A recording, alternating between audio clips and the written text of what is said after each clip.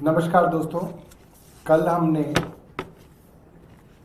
Congress party के नेता राहुल गांधी जी ने जब प्रेस वार्ता की तो हमने भी एक प्रेस वार्ता की और हमने बताया कि जो वोट चोरी और जो बेईमानी से, फ्रॉड से, इंपर्सनेशन करके जो गैर भाजपा के वोटों को कटवाने का षड्यंत्र है, इसको हम लोग कई सालों से इस पे बात करते आ रहे हैं और 2025 के 5 फरवरी के जो विधानसभा के चुनाव थे उसमें हमने माननीय अरविंद केजरीवाल जी की कॉन्स्टिट्यूएंसी के विषय में कई बार प्रेस वार्ता की, शाहदरा के विषय में भी प्रेस वार्ता की और वो सब ऑन रिकॉर्ड है। कल जब हमने ये बात रखी तो कई लोगों के सुझाव आए। कुछ लोगों ने बोला कि साहब आप सिर्फ कह रहे हैं, आपने कोई कानूनी कार्रवाई तो की नहीं, सिर्फ प्रेस वार्ता से काम कोई ना चलता है। कुछ कल पत्रकारों ने भी पूछा कि भाई आपने क्या कानूनी कार्रवाई की। कई लोगों ने सुझाव दिया कि साहब राहुल गांधी जी प्रेजेंटेशन करते हैं, पीपीटी लगाते हैं, आप पीपीटी लगाओ। अब क्या है कि हम इसके ऊपर पीपीटी लगाएंगे यहाँ पे तो लाइट बंद करनी पड़ेगी, तो वो ठीक चलेगा नहीं। हमारे पास इतना लंबा चौड़ा जो है कांग्रेस जितना एलईडी वेलईडी वाला तामझाम नहीं है, तो छोटी पार्टी के हिसाब से प्रेस वार्ता करेंगे। फिर भी मैंने आप लोगों के सुझाव के हिसाब से कागज जो है बड़े करके कलर्ड प्रिंट आउट निकलवा लिए हैं। इतना खर्चा हम लोग कर पाए। ये पत्र 5 जनवरी 2025 का है और उस समय की दिल्ली की मुख्यमंत्री का पत्र है Rajiv Kumar chief election commissioner को। और सिर्फ इसके अंदर कोई कहानी नहीं है, बाकायदा डेटा दिया गया है कि कैसे 5 जनवरी 2025 को पिछले कुछ दिनों में 15-20 दिनों के अंदर अरविंद केजरीवाल की कॉन्स्टिट्यूएंसी में 6166 वोट काटने की एप्लीकेशनें दी गई हैं। और ये दिखा गया हमने कि रोज एप्लीकेशन इस तरह से आ रही है। 29 अक्टूबर से 15 दिसंबर तक ये जो एप्लीकेशनें आई, 29 अक्टूबर से 15 दिसंबर तक 2776 एप्लीकेशन आई और उसके बाद 16 दिसंबर को 234 एप्लीकेशन, 17 दिसंबर को 298 एप्लीकेशन, 24 दिसंबर को 1103 एप्लीकेशन आई वोट काटने की, 25 दिसंबर को 982, 26 दिसंबर को 989, इस तरीके से 500, 700, 1000 एप्लीकेशन 19 दिसंबर को। और फिर ये आगे हमने लिखा कैसे वोट जोड़ने के लिए एप्लीकेशन हर रोज सिर्फ नई दिल्ली विधानसभा के अंदर दी जा रही है। इससे एक जुड़ी हुई बात मैं आपको बताना चाहता हूं, ये है कि जब ये चुनाव की समरी रिवीजन हुई और अक्टूबर के अंत तक ये नई लिस्ट बनाई गई, तब तक ऑलरेडी अरविंद केजरीवाल जी की नई दिल्ली विधानसभा में 1,48,000 वोट जो 2020 के चुनाव में थे वो घट के 1,06,000 पहले ही हो चुके थे। पहले ही 42,000 वोट तो उनकी विधानसभा में काटे जा चुके थे। उसके अलावा 66,600 वोट जो है काटने के लिए दिया गया। और ये बाकायदा आप देखिए, ये पहला पन्ना, ये दूसरा पन्ना, ये तीसरा पन्ना, जिसके अंदर बाकायदा हमने नाम सहित बताया। Tarun Kumar Chautala NDMC quarters Khan market के आदमी हैं, स्टूडेंट हैं दिल्ली यूनिवर्सिटी के, उनके नाम पे 85 नोटिस दिए गए वोट काटने के और उन्होंने बताया कि उन्होंने ऐसा कोई एप्लीकेशन दिया ही नहीं। उषा देवी गोल मार्केट में रहती हैं, उनकी तरफ से 22 एप्लीकेशन दी गई और उन्होंने कहा कि उन्होंने आज तक कोई ऐसी एप्लीकेशन नहीं दी।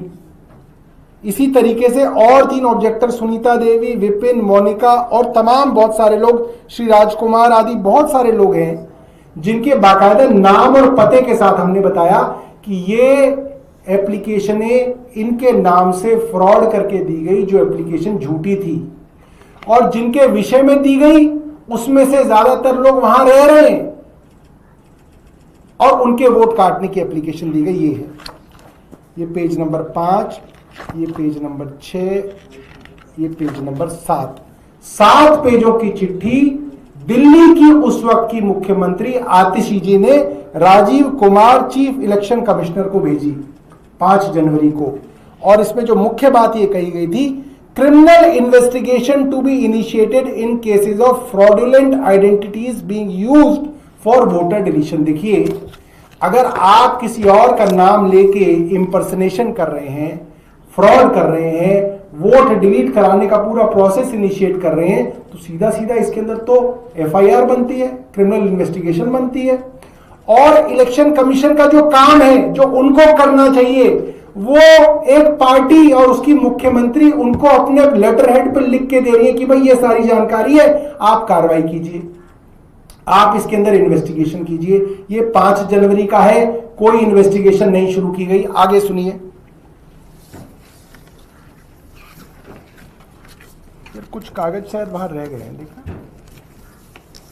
उसके बाद 8 जनवरी को दोबारा से आतिशी जी ने पत्र लिखा, मुख्य चुनाव आयुक्त राजीव कुमार जी को लिखा और दोबारा यही बातें कही गई कि भाई आप कुछ कार्रवाई कीजिए। उसके बाद 9 जनवरी को यह पत्र अरविंद केजरीवाल जी ने लिखा पार्टी के लेटर हेड पे, chief election commissioner, election Commission of India, और सारा का सारा फ्रॉड जो नई दिल्ली विधानसभा में चल रहा था उसके विषय में तफसील से बताया। ये 9 जनवरी का है। उसके बाद 8 जनवरी और 9 जनवरी को दोबारा दिल्ली की मुख्यमंत्री ने पत्र लिखा और 9 जनवरी वाले पत्र में दोबारा से तफसील से उन्होंने बताया कि भाई आपने जो कार्रवाई करनी थी, क्या कार्रवाई हुई, क्या क्रिमिनल इन्वेस्टिगेशन हुआ, आप बताइए।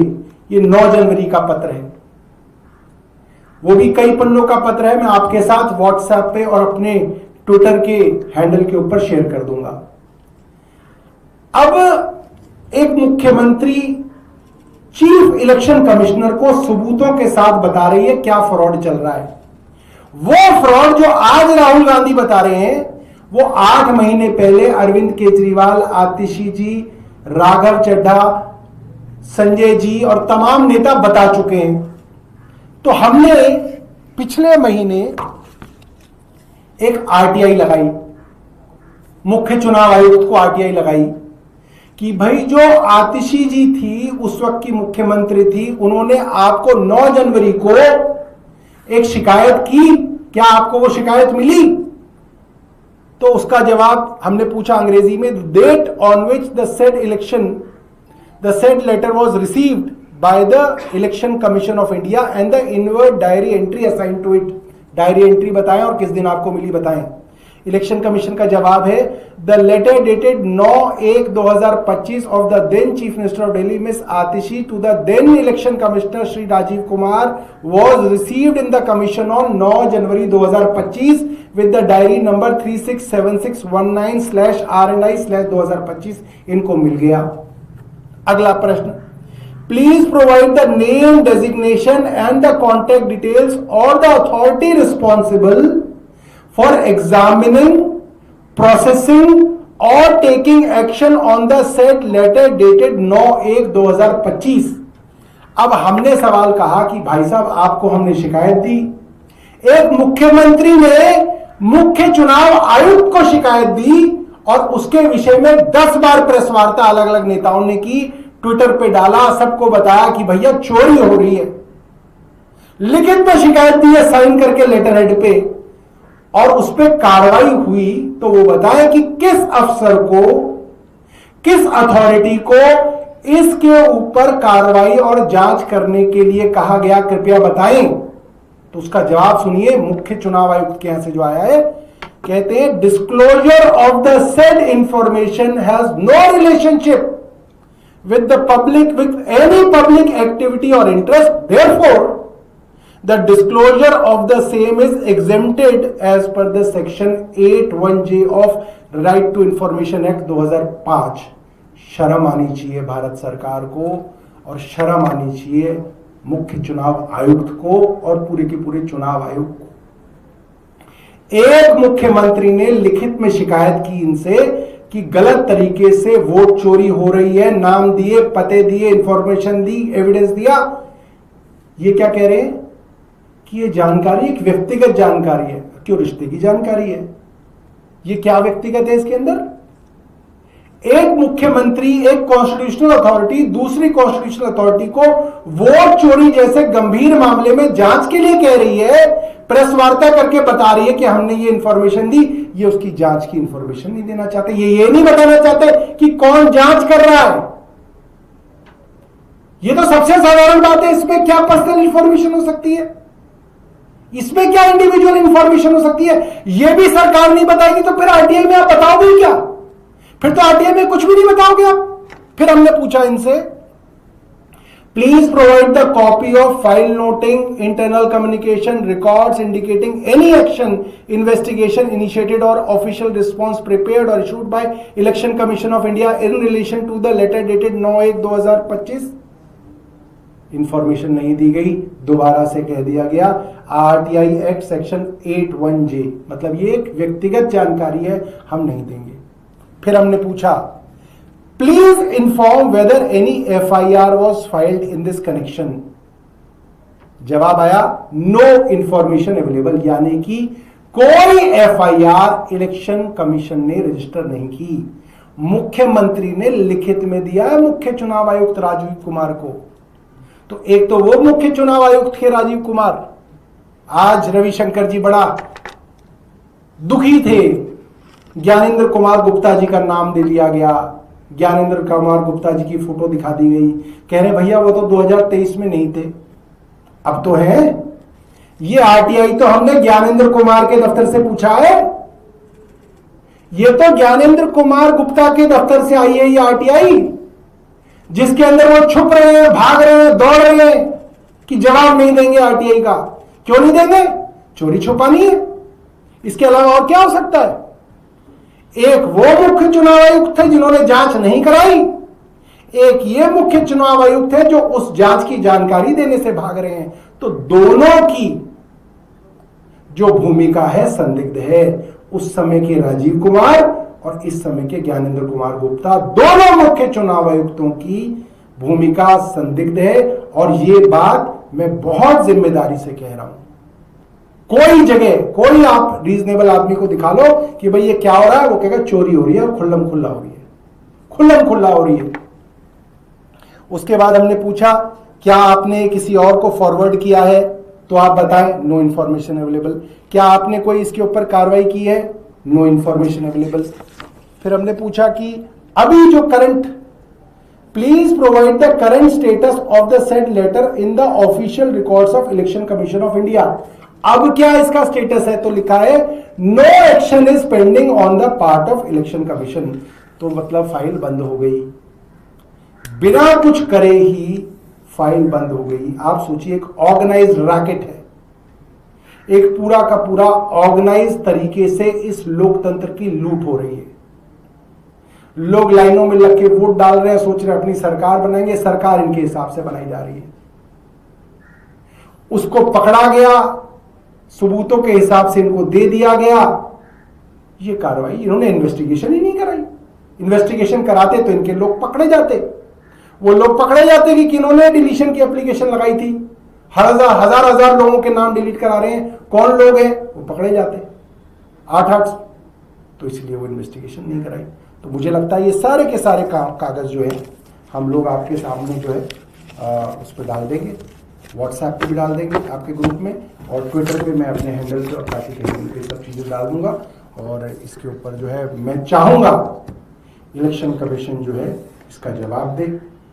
कल बड़ी हास्यास्पद बात हुई है, राहुल गांधी जी ने प्रेस वार्ता करके बताया कि ऑनलाइन डिलीशन की एप्लीकेशंस डाली गई। इलेक्शन कमीशन ने आधे घंटे में लिख दिया ऑनलाइन डिलीशन संभव नहीं है। कमाल है, क्यों नहीं है संभव? ऑनलाइन फॉर्म 7 अवेलेबल है, अभी भी अवेलेबल है। आप फॉर्म 7 देखिए और वो डालिए। अब इलेक्शन कमीशन का आप दिमाग सोचिए, ये कहां किस तरीके से कानूनी पेचीदगी के अंदर दूसरे आदमी को डिस्क्रेडिट करते हैं। ये क्या कहेंगे, कह रहे देखो ऑनलाइन एप्लीकेशन डाली जा सकती है मगर डिलीशन ऑनलाइन कोई ना होगा, डिलीशन तो अफसर करेगा, इसलिए ऑनलाइन डिलीशन पॉसिबल नहीं है। तो फिर तो ऑनलाइन पासपोर्ट भी पॉसिबल नहीं है, फिर तो ऑनलाइन लाइसेंस भी पॉसिबल नहीं है, फिर तो ऑनलाइन जो है डेथ सर्टिफिकेट भी पॉसिबल नहीं है, कुछ भी ऑनलाइन पॉसिबल नहीं है, क्योंकि ऑनलाइन तो एप्लीकेशन होती है। अगर आप लाइसेंस बनवाने के लिए कहते हैं कि साहब ऑनलाइन पासपोर्ट अवेलेबल या online licence available, obviously online उसकी जो है एप्लीकेशन डाली जाती है, फिर आपको वो अफसर बुलवाएगा, आपसे गाड़ी चलवाएगा, फिर आपको लाइसेंस मिलेगा। आप अपने कंप्यूटर पे बैठ के तो गाड़ी नहीं चला दोगे। तो इलेक्शन कमीशन ट्रोल की तरह, आप इस बात को समझिए इलेक्शन कमीशन क्या खेल खेल रहा है। Election Commission is acting like a troll, like a social media troll. Why? They want to give fodder to the BJP troll army. आप कोई ऐसी बात गोलमोल करके कह दीजिए जिससे एक विपक्ष के नेता को ट्रोल कर दिया जाए और वो पूरा का पूरा मुद्दा जो है डाइल्यूट हो जाए, वो पानी पानी हो जाए। अरे अच्छा इस पे कुछ नहीं था, उसको तो पता ही नहीं है कि ऑनलाइन नहीं हो सकता। अच्छा ठीक, बात खत्म। ये वही बात है जब कहा गया था ना अश्वत्थामा मारा गया, सिर्फ इसलिए ऐसी शब्दों का इस्तेमाल किया जा रहा है इलेक्शन कमीशन द्वारा ताकि कोर्ट में जाए तो इलेक्शन कमीशन कहे साहब हमने तो ये कहा था कि ऑनलाइन सब कुछ पॉसिबल नहीं है, एप्लीकेशन तो पॉसिबल है। मगर जैसे ही उन्होंने वो बात लिखी, उन्होंने एक विपक्ष के नेता को डिस्क्रेडिट किया ताकि ट्रोल उसके पीछे पड़ जाए। ये काम एक संवैधानिक संस्था का नहीं हो सकता। A constitutional body cannot be a social media troll, which Election Commission is acting like. Election Commission of India is acting like a social media troll, which is shameful. Bharat का चुनाव आयोग एक सोशल मीडिया ट्रोल की तरह Bharatiya Janata party की troll army को असला बारूद दे रहा है, जो कि उसको नहीं करना चाहिए। बहुत शर्मनाक है। कोई आपके पास प्रश्न है? सर इससे अलग है ड्यूसू चुनाव पे। अरे यार अब छोड़ दो, कहाँ तुम उसके चुनाव पे, कहाँ उस पे चुनाव पे आ गए तुम।